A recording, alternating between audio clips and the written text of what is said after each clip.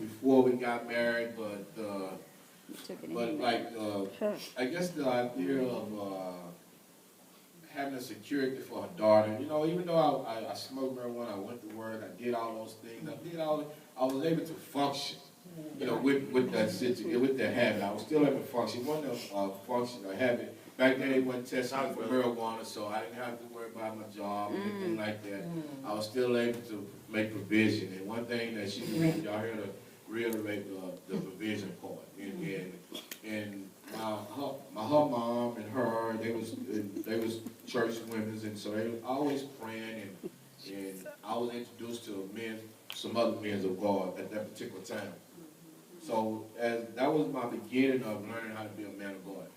I was introduced to the church, and nobody never criticized me, and that was a church that had problems. You know, and we was in there, had some serious problems going on, but it seemed like God never allowed nobody from the church to make it be a deterrent for me from the church. You know, you always put me with company at the church of someone that prayed with me, someone that always encouraged me, someone always that let me know, man, you can get over this thing. Well, it was at that particular time it was women that I was having problems with. Yeah. It was wanting to be a man of God, wanting to do right with my wife, but at that time I didn't know at the time, but it was I guess addictive behavior had already kicked in. Really, it was sin strongholds, and it was stronghold that had took control of me, even at that particular time that I thought I was in control. Because the reason why I thought I was in control because I never messed with a female that would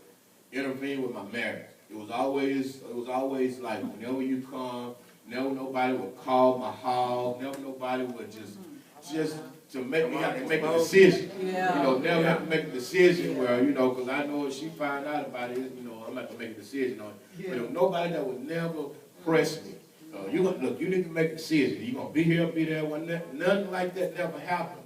So it was like I'm controlling it. But all the while, I was being controlled. Right. We thinking because it's all so good, man, and go over there and it be so good there, and I go there, I get, man, food over there for me, this over there for me, you know, and so it was no reason for me not to never say no. There was no reason for me not to say, you know, I ain't coming back over here, I'm not doing this, I don't need all this side stuff, I don't need all this headache, but, you know, and I thought that I really was the man, you know, I really thought I really was the man. I really thought I was really doing something. Yeah. But what happened was when I began, as we grew into marriage, I wanted to stop. That's what really made me know what I wanted to stop. It wasn't fun no more. It wasn't like enjoyable no more, and I couldn't. That was not knowing that when I really wanted to stop, it was after I had went through the drug addiction. I went through a crack cocaine addiction. When we went to the Southwest side. We got away from the women. The women wasn't so much of a problem. Then I got into crack cocaine. And that was the gripping, the stronghold that really just changed my lifestyle. It really changed my lifestyle. I mean, that stronghold changed my lifestyle because I wasn't being a provider anymore. I couldn't keep a job. And every little money I made with the crack, and then when I did have a job, I would take the whole check and spend it on crack. She got to come to the job and try to beat me to get my check. You know, it was that vicious cycle, you know, and then I would get off early if I know she coming to beat, so she wouldn't get there in time. Get the beat. So, you know, it was that situation there that really changed it, that really kind of like shed a light on everything about the marriage. And because that situation there, everybody started knowing me. The other stuff, nobody really knew. Well, like single brother knew, because he was like in the same neighborhood. So he knew about it. He was alongside of him. He was doing it yourself. The family wasn't like it was a family, like everybody didn't know. But when the crack thing came, everybody knew. Because I mean, the lights were being paid, property being repossessed. Then we get a set of furniture and the TV gone, the vacuum cleaner gone, Yeah, my sister, just, I mean, over and over. I mean, not one time, not two. I mean, the whole check gone. I mean, just that was the thing that really gripped us. That was the thing that really gripped us in, and that was the first time that she felt the need to go outside of the marriage. It wasn't that she desired to go outside of the marriage, even after everything that I done been through. When we talk about women, we're talking about several women. It wasn't like it was just one thing. It was like from this woman to that woman, this woman to that woman. It was like, I never said I didn't want my family. I never said nothing like that. I wanted my family, but that was just part of it. That was just part of it. And like I say, when the crack cocaine came in, that was the killer. That really pushed us to a point of not knowing each other anymore. Yeah. And that really pushed us to a point of being strangers in the house.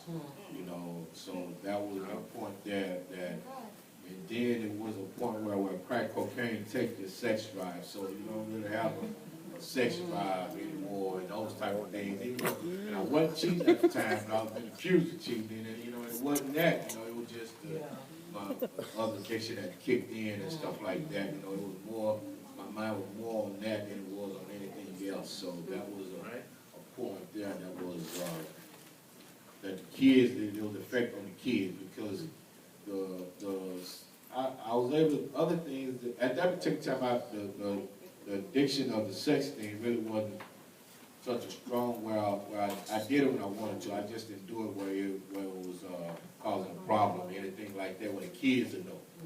So like I was coming home at a proper time and all like that. I would leave while they be at school, maybe something, I'd get back home. So they really never seen that. They used to hear us arguing and stuff like that, but they really, Kiasha was a baby at that time. So Toya was of age still.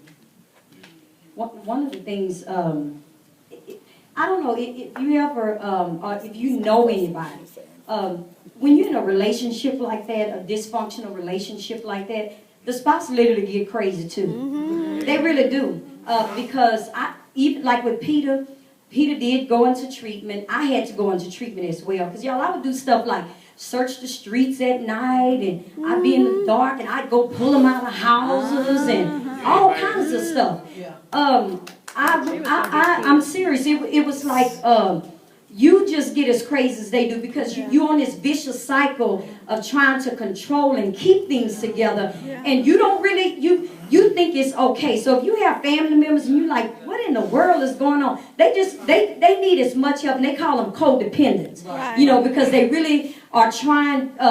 They don't know that they enabling them, but they really are. You try to do things and give them things and just to try to maintain the things that you have. But it's just crazy. But going back, and we're gonna try to wrap it up a little bit. But when Peter got on the cocaine, the crack or whatever that was, that stuff it's a demon. God began to really show me that really is what it is because. Stuff just went crazy. I ended up getting involved with this guy, and he worked for the railroad.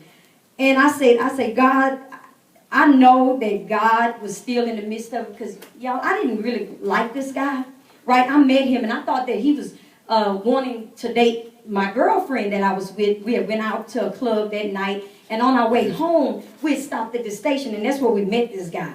Then we, got with him, and we would go places, and then I found out that he was really interested in me. Well, guess what? I was in a relationship where stuff was coming out of my house, and my car needed work on, and he was there. He provided everything that we need. When Peter would take something out the house, he'd buy it and put it back in there.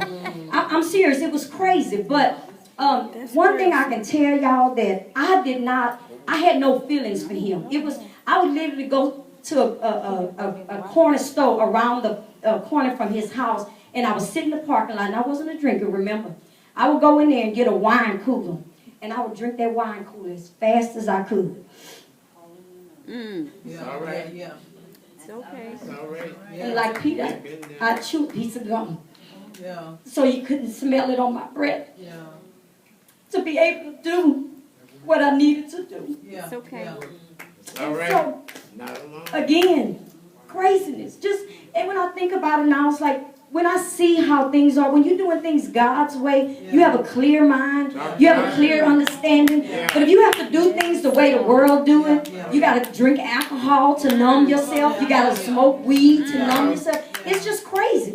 But it was all in the enemy trying to destroy us. And so, again, being in that relationship, I can remember times where late at night, Peter would be gone, and he would come over, and he would come and pick up me and the kids, and we would go to Beaumont and drop my children off to my mom. My mom didn't even know he was out there. I would just say, oh, that's just a friend, and we would hurry up. I would run in the house, drop the kids off, and then we would head back to Houston.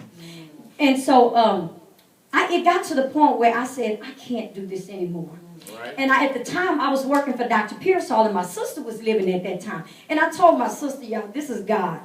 Had I had any feelings for this man, he was meeting my needs. He was giving me that security that my husband could not give me. And so I would easily have left, because crazy again, he tells me that he knows that God sent me to him, right? I'm married, but God sent me to him. That's what he said. And I knew enough to know that that wasn't true. And so I told him, I said no. And I told my sister, I said, I can't do this anymore. I can't do this anymore. And y'all, it wasn't even like I was going and having sex with him. I would just go over there, I think he just wanted to feel loved and whatever the case might be, and wanted that attention.